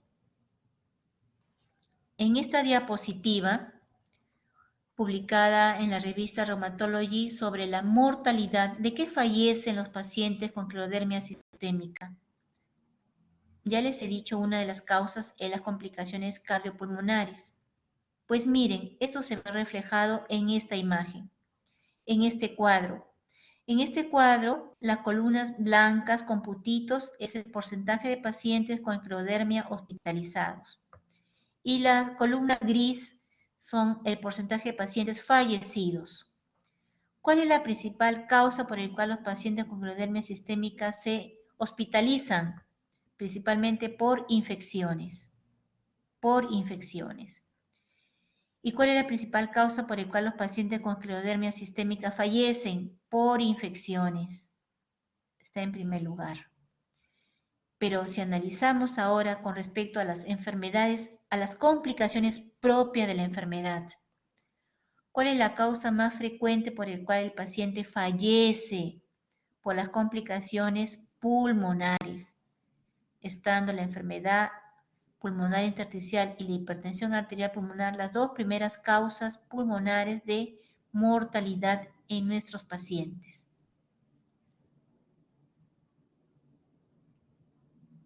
Tratamiento. ¿Alguna pregunta antes de continuar con el tratamiento?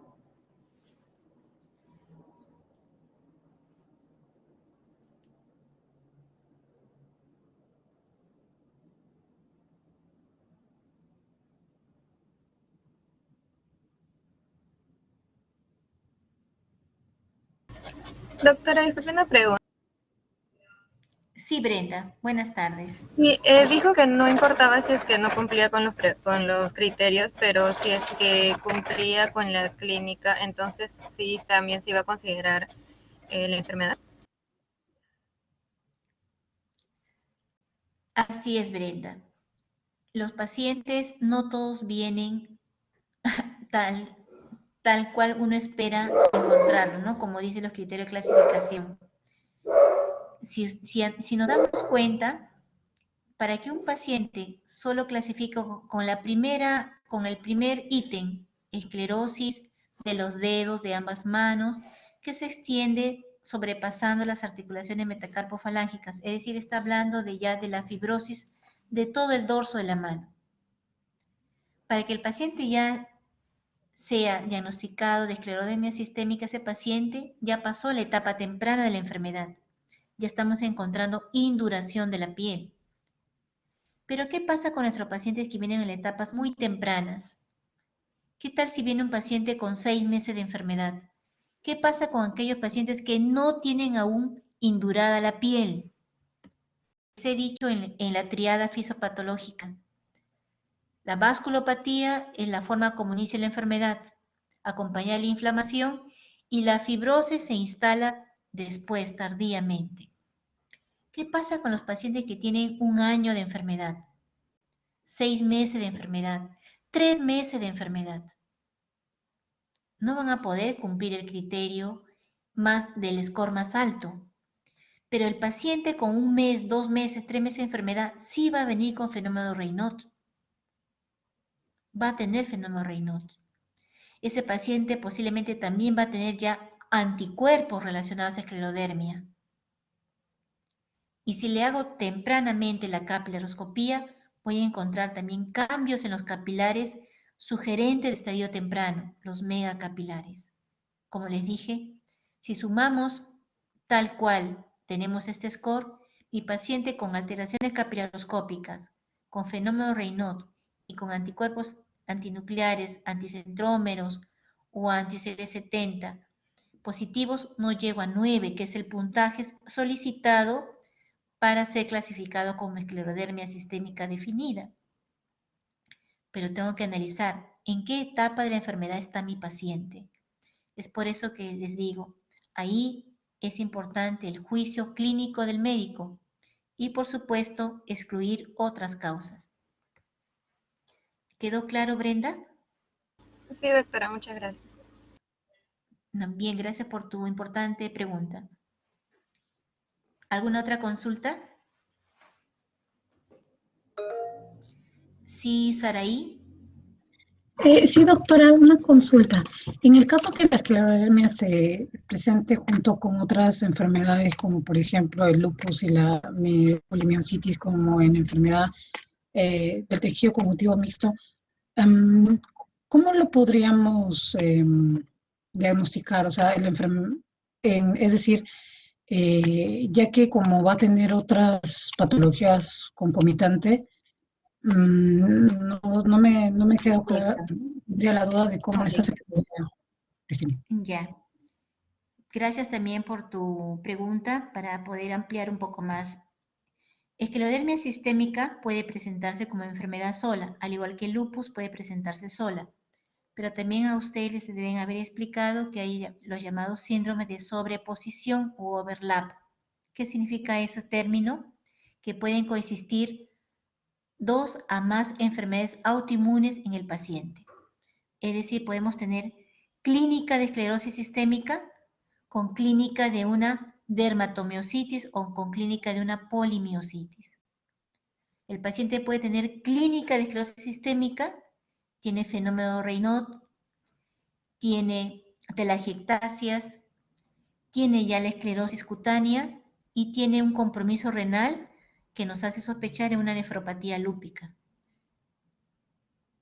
Ahí tenemos un síndrome de sobreposición. Es decir, desde el punto de vista clínico tenemos que investigar si solo es esclerosis sistémica o está presentando además clínica de otra enfermedad del tejido conectivo. Bien, la llamada enfermedad mixta del tejido conectivo, lo que ha preguntado Saraí. La enfermedad mixta del tejido conectivo es una entidad propia. Es una entidad propia, una enfermedad propia que tiene manifestaciones clínicas de los pacientes tienen poliartritis, tal cual la artritis reumatoidea. O sea, tiene clínica de artritis reumatoidea. Tiene clínica de lupus, el paciente puede estar haciendo una nefropatía lúpica. Tiene clínica de polimiositis, tienen debilidad muscular proximal. Tienen fenómeno de Raynaud, tienen hipertensión arterial pulmonar o tienen enfermedad pulmonar intersticial, tienen telangiectasias, pueden tener también la esclerosis. O sea, cumple criterios para varias enfermedades a la vez. Y no solamente no es la clínica. La enfermedad mixta del tejido conectivo presenta un autoanticuerpo característico de la enfermedad, que son los anticuerpos anti-RNP, a títulos muy altos.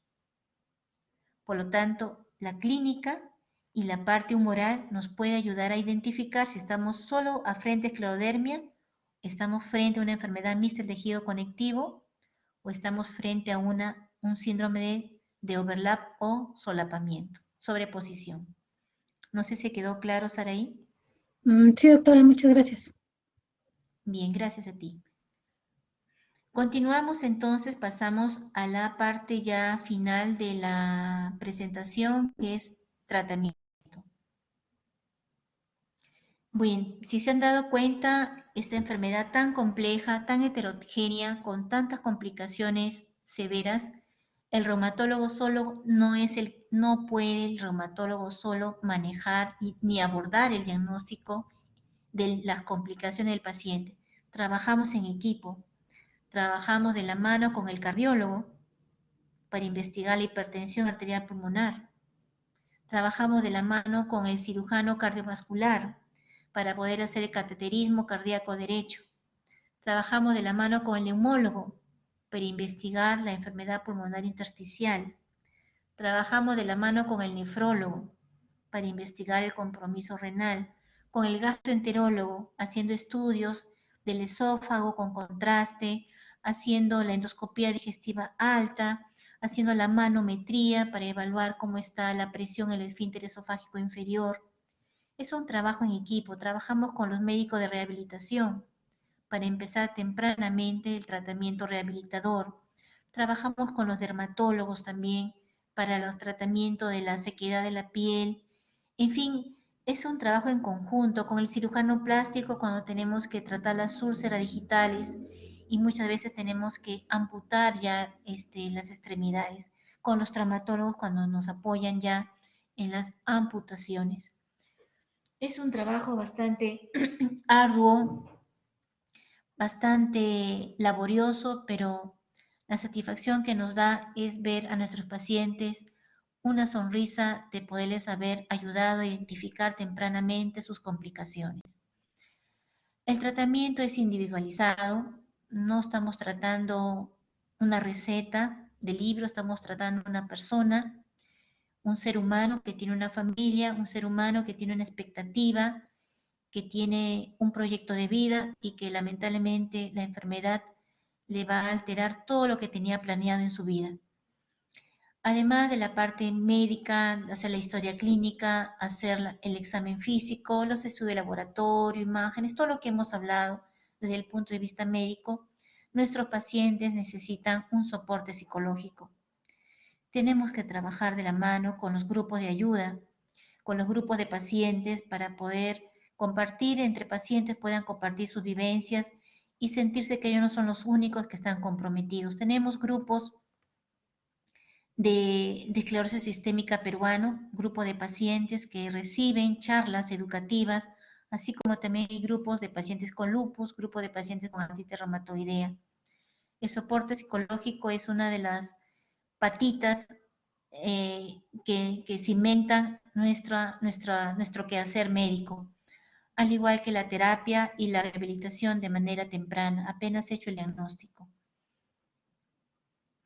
Desde el punto de vista de la fisioterapia, los médicos de fisioterapia nos ayudan con los ejercicios de estiramiento de la piel, ejercicios se le enseña al paciente, ¿no? Como por ejemplo hacer los ejercicios de apertura de la boca, los ejercicios a nivel de los párpados, cuando están iniciándose las contracturas digitales, con la colocación de férulas, como pueden visualizar en la imagen inferior, para evitar que los dedos se queden flexionados, ¿no? Todo esto forma parte de la fisioterapia. También hay la fisioterapia respiratoria, donde se le enseña al paciente a hacer ejercicio respiratorio de inspirar, expirar, hacer uso de espirómetros caseros para que puedan mejorar su capacidad pulmonar.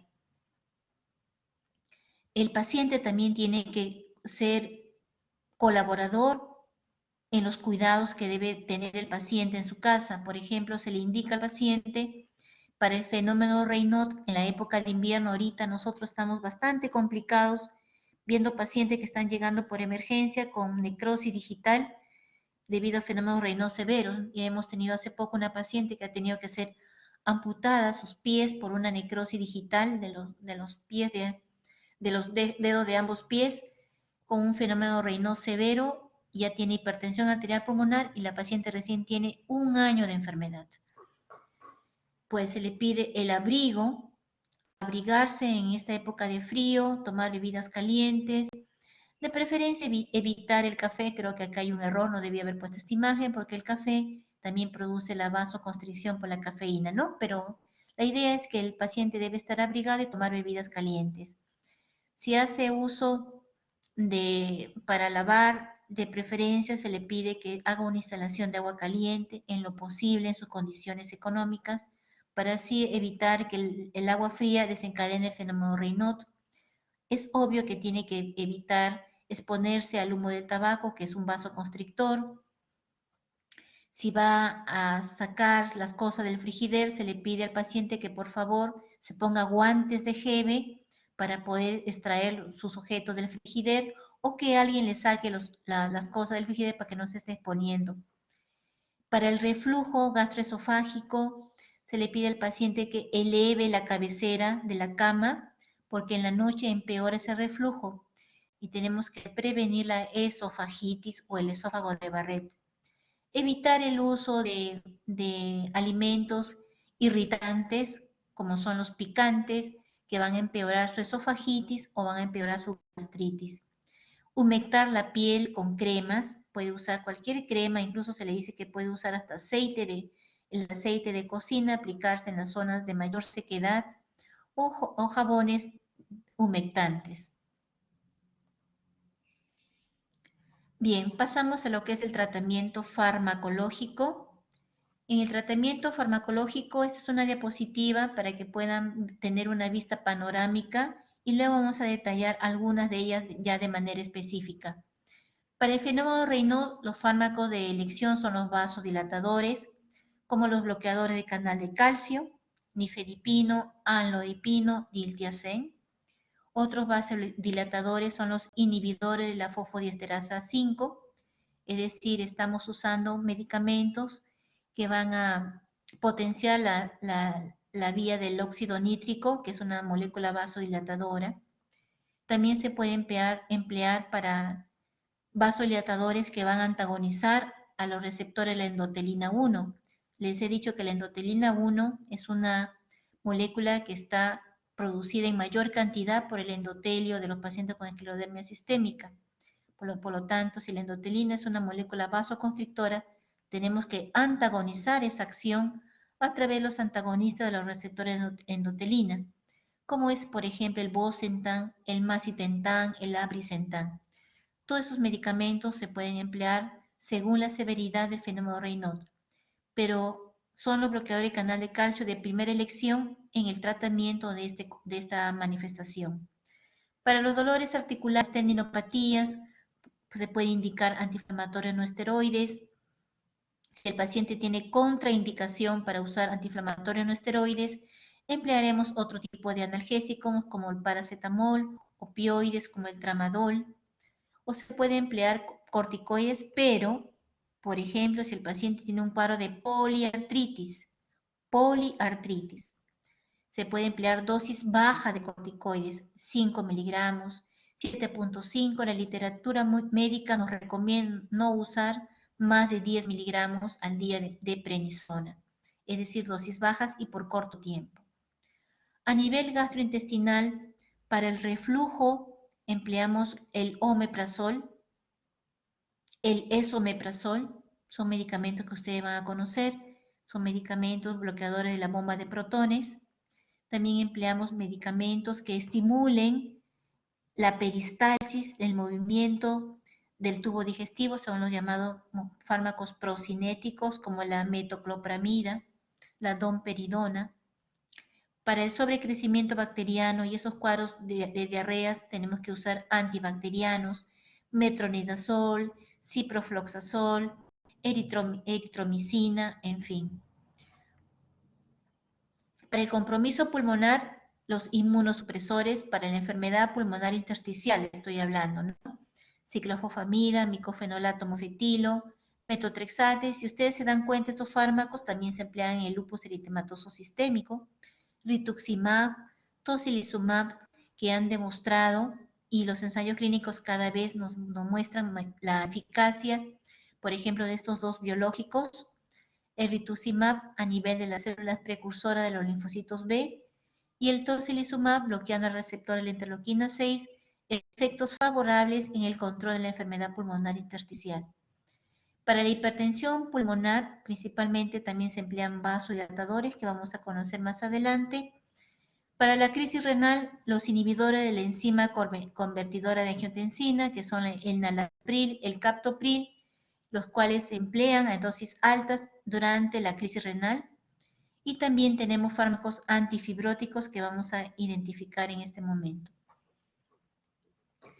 Bien, en el año 2017 la Liga Europea de Enfermedades Reumáticas publicó estas recomendaciones del tratamiento para los pacientes con esclerosis sistémica.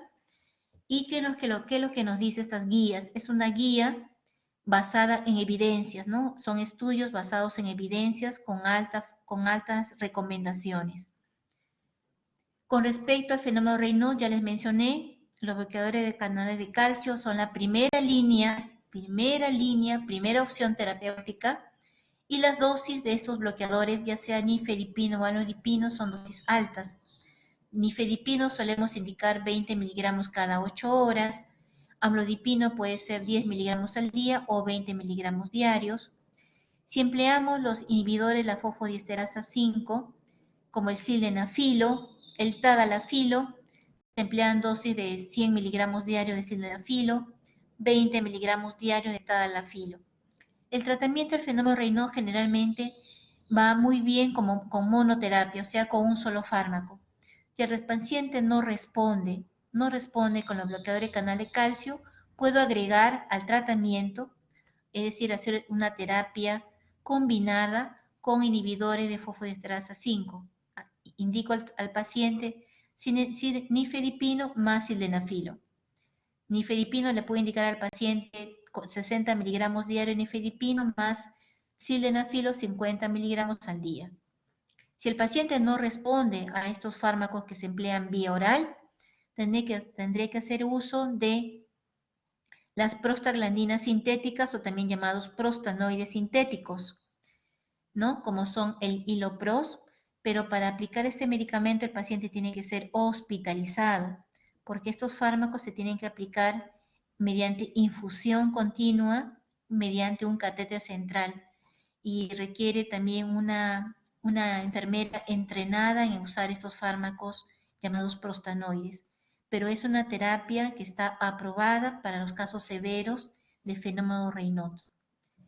Para las úlceras digitales, principalmente han demostrado con buena evidencia clínica los antagonistas de los receptores de la endotelina 1, como les mencioné, el bosentan, ¿no? Dosis altas de 125 a 250 miligramos diarios, y el bosentan se administra vía oral. Si no contamos con bosentan jóvenes, y nuestra realidad es esa, en los hospitales del MINSA no contamos con este grupo de medicamentos.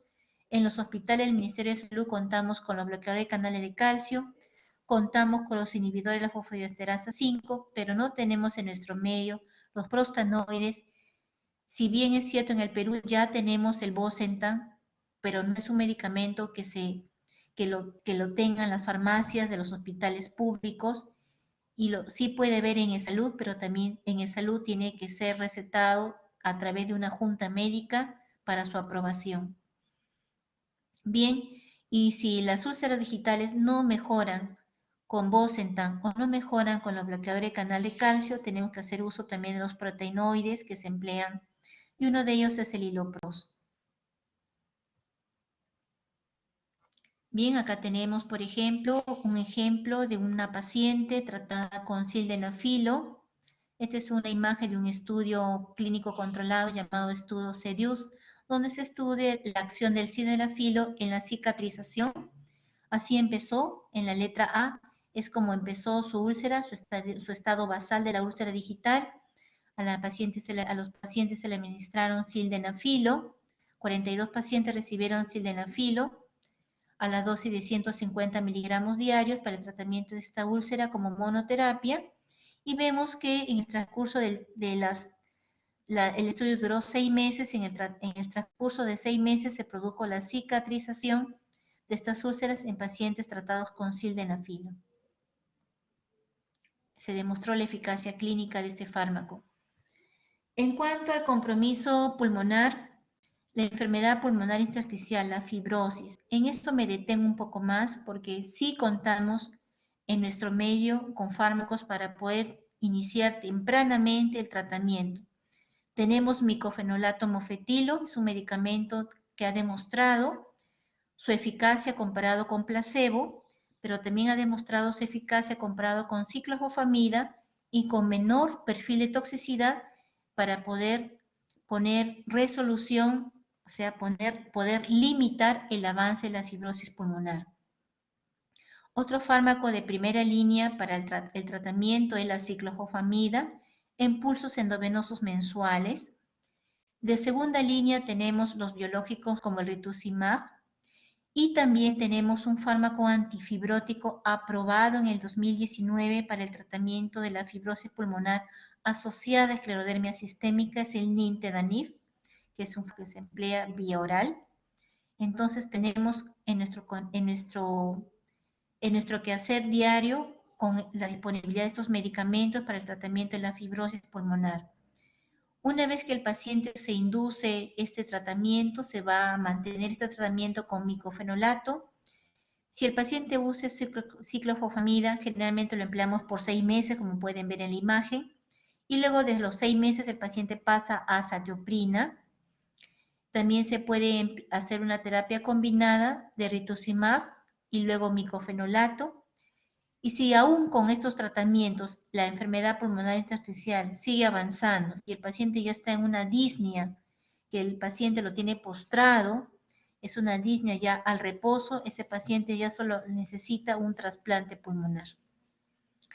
Bien, es también importante hacerle la acotación que todo tratamiento va monitorizado.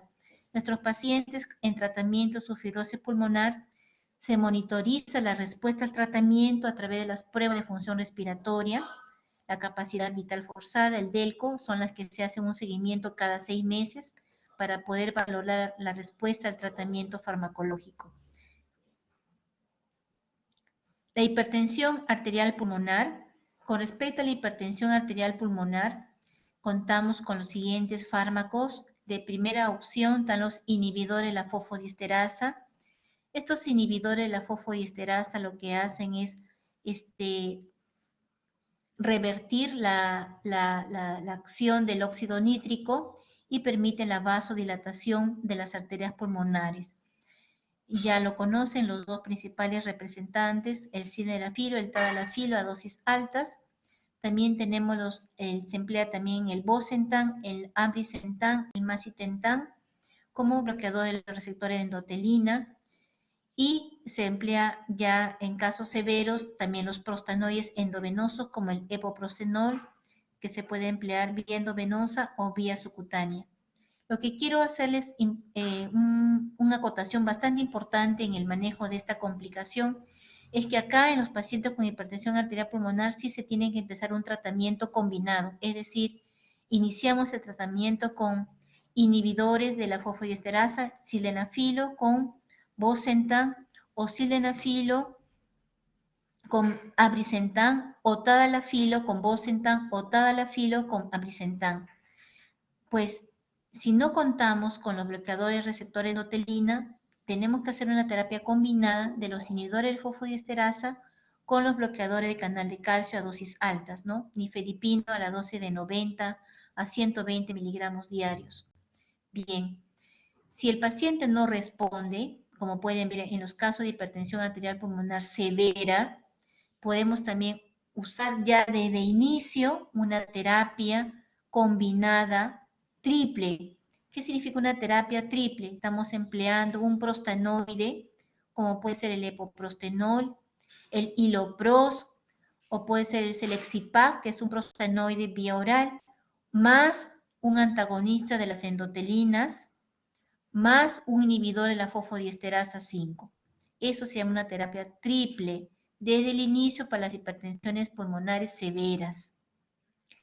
Si no hay respuesta clínica o no tenemos opción farmacológica, jóvenes, al paciente le queda solamente el trasplante de un pulmón, de 2 pulmones o hacer el trasplante del corazón-pulmón, que es también bastante complicado, bastante complejo y poco accesible en nuestro medio.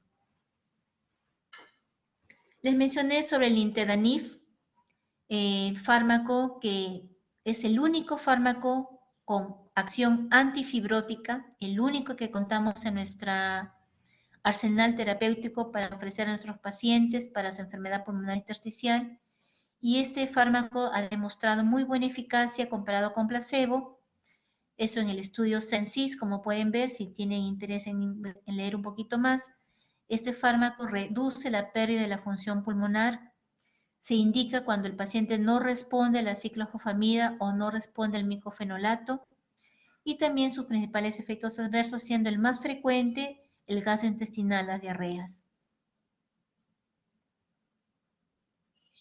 Para el compromiso cutáneo, y para el compromiso renal. Para el compromiso cutáneo principalmente empleamos el metotrexate cuando está la fase edematosa. Hemos visto una fase edematosa de la previa a la fibrosis. Responden muy bien con metotrexate y retrasa la fibrosis de la piel. El metotrexate se puede emplear vía oral a las dosis de 10 a 15 miligramos semanales, con dosis bajas de prednisona, les he dicho, no más de 10 miligramos diarios. También ha demostrado muy buena eficacia en el tratamiento de la piel el micofenolato mofetilo, al igual que la ciclofosfamida endovenosa también ha demostrado muy buena eficacia en retardar la progresión de la fibrosis cutánea. Y vamos a monitorizar mi respuesta al tratamiento a través del score de Rodnan que les mencioné al inicio de la exposición. Para la crisis renal, los medicamentos que han logrado reducir la mortalidad son los inhibidores ECA, captopril, enalapril o enalaprilato, que se emplea vía endovenosa. Además de estos fármacos de primera elección para el tratamiento de la crisis renal, también podemos emplear otros hipotensores, como son los antagonistas de los receptores de angiotensina. El losartán es uno de ellos. También podemos emplear los antagonistas o bloqueadores del canal de calcio.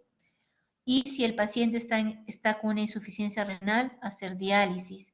Y si el paciente no revierte la insuficiencia renal, ya tiene que esperar para su trasplante. La terapia biológica les mencioné principalmente rituximab y tocilizumab, los dos medicamentos. Si bien las guías europeas no lo tienen todavía dentro de la categoría de drogas aprobadas, cada vez los ensayos clínicos están demostrando mayor eficacia de estos dos biológicos para prevenir principalmente la fibrosis pulmonar y para reducir el compromiso severo de la piel. El rituximab como fármaco biológico se emplea vía endovenosa a la dosis de 1000 miligramos. Son 2 infusiones. El primer día se aplica 1000 miligramos y el día 14, a los 14 días, se aplica la segunda infusión y se repite este ciclo cada 6 meses. El tocilizumab viene en viales, en ampollas de 200 miligramos de 10 mililitros, la dosis es 8 miligramos por kilo de peso y se puede emplear vía endovenosa o se puede emplear vía subcutánea y las ampollas subcutáneas vienen en ampolla de 162 miligramos.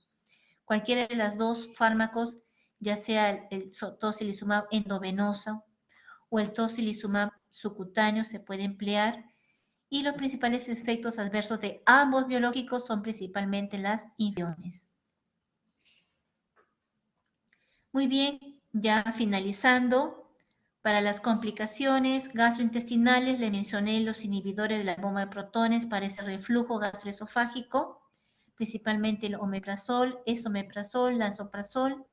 También tenemos los bloqueadores de los receptores de histamina, como la ranitidina, la esimetidina. Y la principal indicación de estos fármacos es prevenir o tratar las úlceras esofágicas y el reflujo gastroesofágico. Para estimular la peristalsis intestinal, la metoclopramida, la domperidona. Para el tratamiento del sobrecrecimiento bacteriano, que es causa de diarreas en nuestros pacientes y de mala absorción, tenemos varios antibióticos como el metronidazol, ciprofloxacino, doxiciclina, que se administran por periodos cortos de 14 a 15 días. Bien, jóvenes, esta es la diapositiva final de la teoría, donde estamos resumiendo los fármacos, sus mecanismos de acción de los fármacos a nivel de las células blanco, las principales citoquinas involucradas en la fisiopatología de esta enfermedad. Y bueno, espero de que les haya sido de su agrado esta clase y muchas gracias por su atención. Si hay alguna pregunta. Sí, Bélgica y Andrea. Sí, doctora, una pregunta.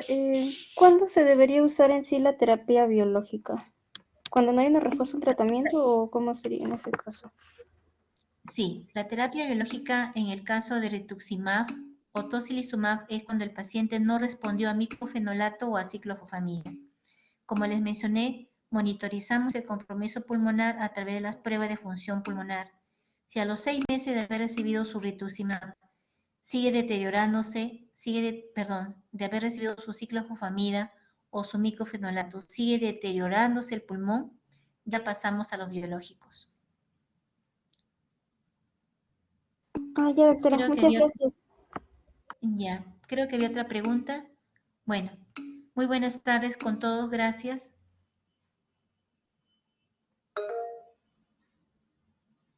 Sí, Nicole. Sí, doctora, disculpe, una pregunta. En el, en el caso de que el paciente solo acuda con, por ejemplo, mencione que al momento de usar o tener o coger cosas frías, solo las uñas se tornan violáceas, ¿igual se le consideraría parte del fenómeno Raynaud o ya no? ¿O necesariamente tiene que Habría, ser uñas y dedos? no, son la yema de los dedos. Se tienen que comprometer los 5 dedos en el fenómeno de Raynaud, la yema de los dedos. Habría que observarlo, porque a veces el paciente puede confundirse y nos puede dar una mala información. Habría que llamarlo a la consulta, hacer que el paciente meta sus manos al agua fría y observar ahí si está haciendo un real fenómeno de Raynaud. Ah, ya. Y en caso de que se cambien solo las uñas, posiblemente, ¿qué podría ser?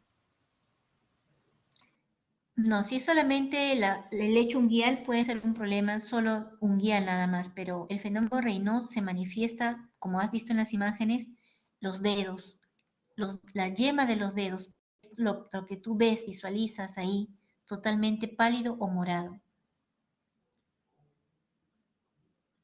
Ah, ya. Gracias, doctora. Ya, Nicole, gracias. ¿Sí, Bélgica? Sí, sí, doctora, una pregunta más. Hablando del fenómeno de Raynaud, ¿es necesario que se cumplan sí o sí las 3 fases? No. Generalmente el paciente te dice 2. Las manos se ponen blancas y luego de color morado. No tenés que esperar las 3 fases, pero las 2, que veas las 2, con eso ya haces tu diagnóstico. Ah, ya, doctora, muchas gracias. Muy bien, gracias.